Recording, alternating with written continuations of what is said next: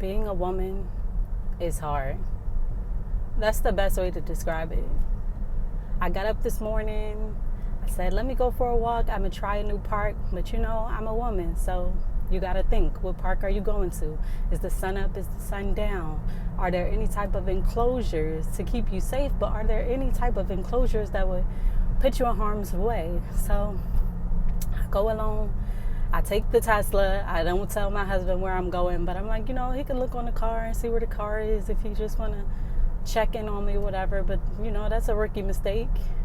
I get out there. It's nobody out there. The park gates are closed, but after the parking lot. So, I'm like, I'm not going to turn around.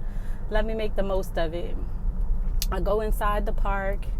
I walk down. They don't have a track, and the blacktop is kind of closed. So I say, let me go over here to the football field and see if I can make this work.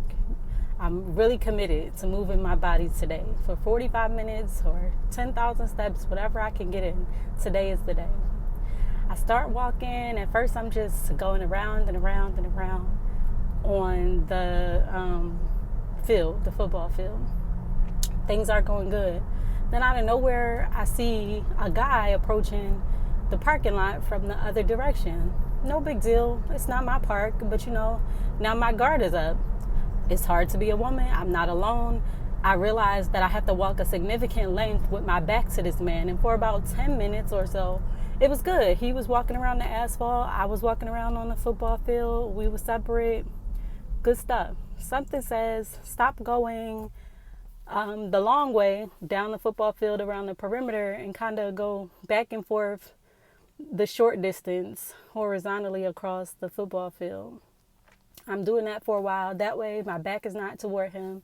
I can kind of gauge how close I am to the fences, in case anybody's jumping out of the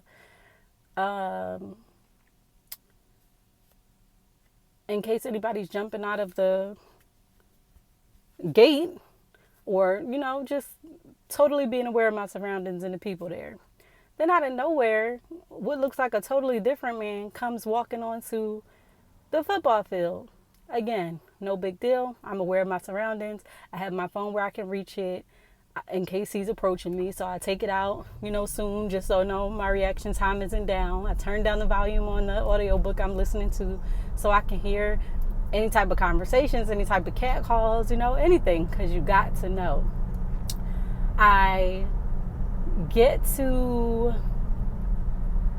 close to the end of the football field where the guy is entering, and I notice that he's closing the gate. There is literally a gate around the entire field. Why do you need to close this little entrance to the football field?